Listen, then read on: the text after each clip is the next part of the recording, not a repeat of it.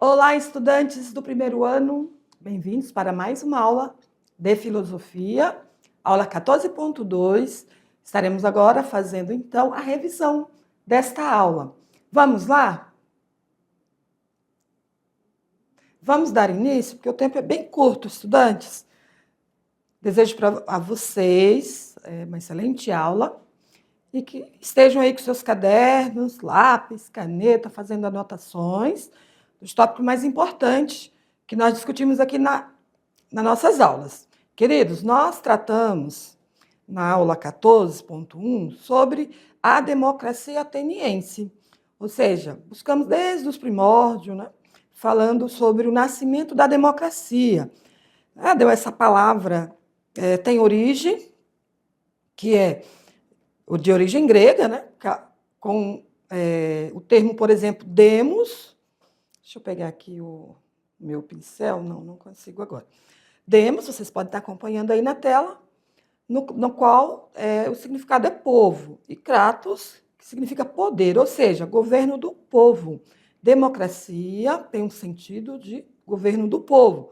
Quais os tipos de democracia? Nós falamos de 2 tipos de democracia. Está destacado aqui em vermelho, observam, democracia direta, corresponde com o povo decide diretamente sobre as questões políticas, certo? Democracia direta. E a democracia representativa, onde o povo elege representantes para governar em seu nome. Então, a democracia representativa é a que nós podemos observar na nossa atualidade aqui, na realidade brasileira, certo? E a democracia direta ela tem outros aspectos também, como, por exemplo, conselhos, sindicatos, enfim, assembleias, né? É um tipo de democracia no qual várias pessoas tomam as decisões. Seguindo aqui, vamos falar de outro tópico que nós trabalhamos, o espaço público e privado, isso no período grego, lá da filosofia grega. Nós estamos ainda fazendo abordagem e, aos poucos, trazendo aí características da filosofia nesse período pré-socrático e pós-socrático, né? Ao mesmo tempo, vamos detalhando, estudantes. Mas é muito importante que vocês compreendam que a democracia surgiu lá na Grécia Antiga. Vamos falar desse tópico aqui, espaço público. Grego era a esfera onde ocorria o quê? Praticamente a vida política aí, na cidade, né? Na polis, que normalmente aconteciam lá na ágora, ou seja, as praças públicas, né? Onde esses homens que participavam desse grupo e discutiam ali sobre questões da comunidade. Na esfera pública, então, existe uma igualdade material, sendo que homens livres podem dialogar e emitir suas opiniões. Então, eles tomavam decisões em conjunto. E na esfera privada, como era a esfera privada nesse período grego? Era, então, pequena, se referia, então, à casa ali, à família, né? A casa, com o significado da palavra, né? Da palavra em grego é oikos, ou seja, da família, né? Era essa esfera pequena da família e daquilo que é o próprio ao homem, certo? Então, lá tinha esse homem que era o chefe de família, que tomava as decisões ali no seu grupo familiar. No âmbito familiar, o chefe também ele não tinha qualquer limitação de poder, seja moral, ético ou mesmo normativo. Estudantes, olha aqui para mim. Vamos falar sobre atitude democrática. O que é atitude democrática para vocês? Conseguiram compreender aí o que é democracia? A democracia ela não é só para ser utilizada aí no contexto político, social, mais amplo, não, é também para a nossa vida, na nossa vida familiar, nossa vida em comunidade. Isso mesmo, nós precisamos ter atitude democrática, que é o quê, professora?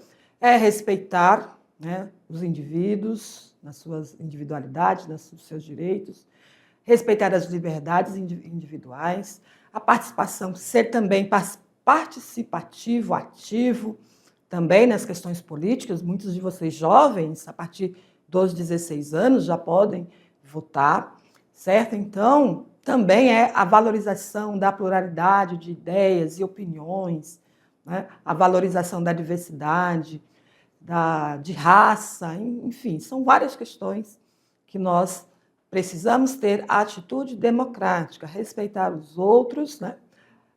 E para ser respeitado também preciso respeitar os outros. Certo, queridos? Vamos então dar sequência, vamos para as atividades.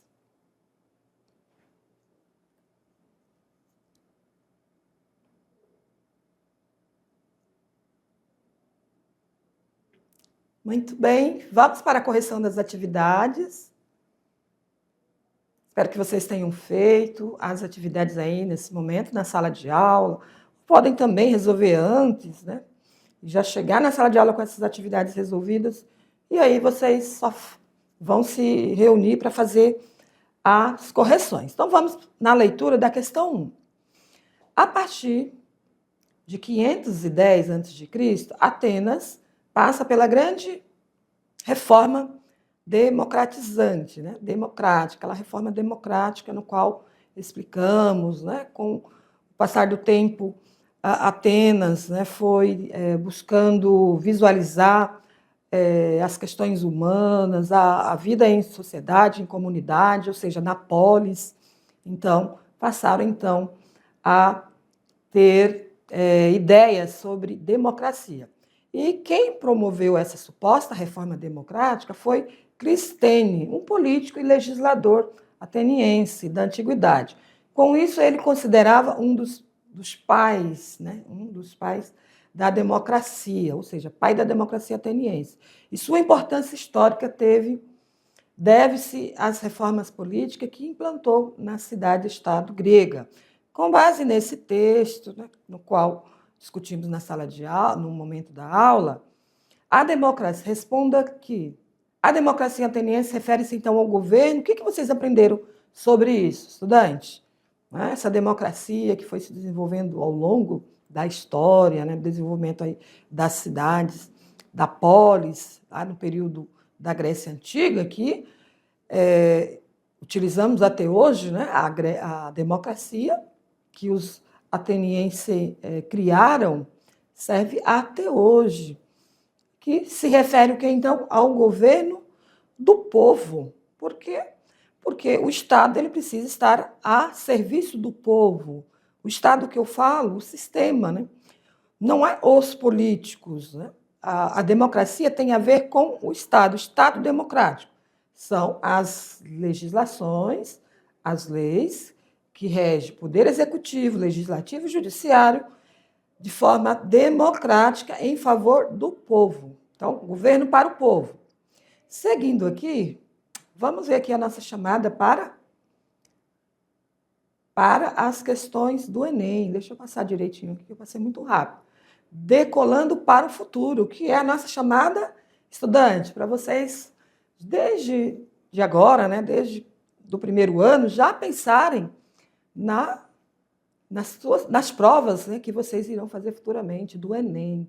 Essa é uma questão do Enem 2019. A soberania dos cidadãos dotados de plenos direitos era imprescindível para a existência da cidade-estado.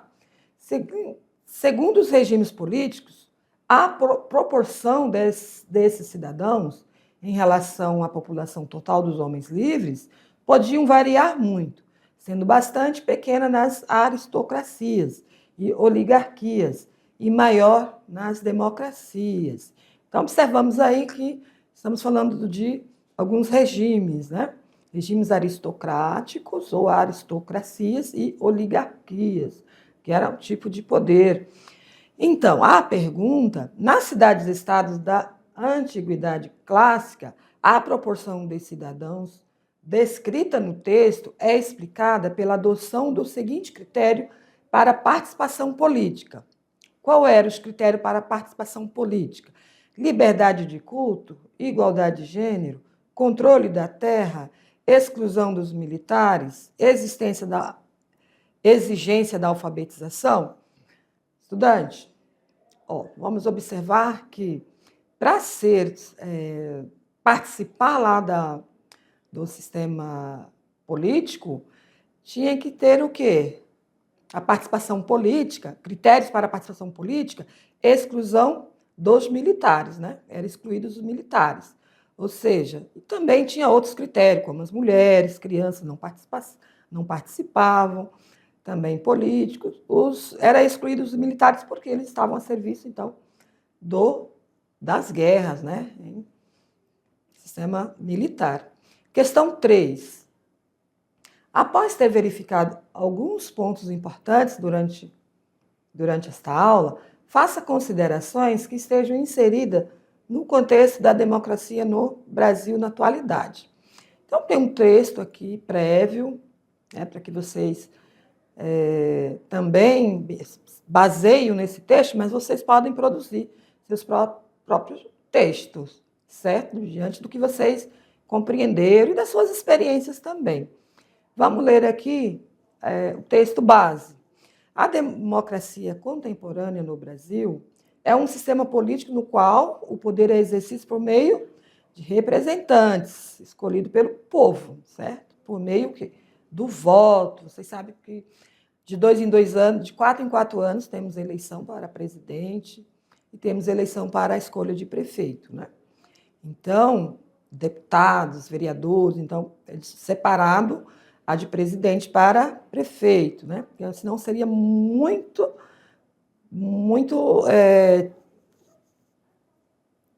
gente para votar, vamos dizer assim, né? A gente iria até confundir. Mesmo sendo separado, a gente já tem dificuldade até de escolher o candidato. Então, estudante, a democracia no Brasil valoriza a participação dos cidadãos, a liberdade de expressão, né, de reunião, a igualdade diante da lei e a defesa dos direitos humanos. Se apresentam diversas maneiras, como democracia representativa,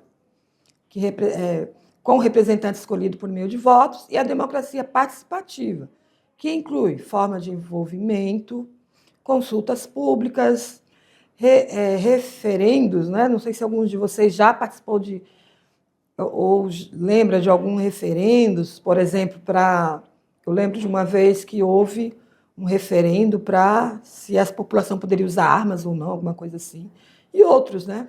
Orçamento participativos e conselhos comunitários, entre outros, né? Sindicatos. Então, essas democracias buscam assegurar que todos tenham oportunidade de participar, né, nas decisões políticas, no caso da representativa, que é uma democracia voltada para um grupo menor, né? Por exemplo, o sindicato. Então, queridos, olhem aqui para mim, vamos comentar mais um pouco sobre esse tema. Observem que falamos, né, de 2 tipos de democracia. Iniciamos lá com a democracia ateniense, né, que tinha todo um sistema organizado conforme aquele período histórico, não é verdade? Que é diferente da nossa agora. Agora nós temos o quê?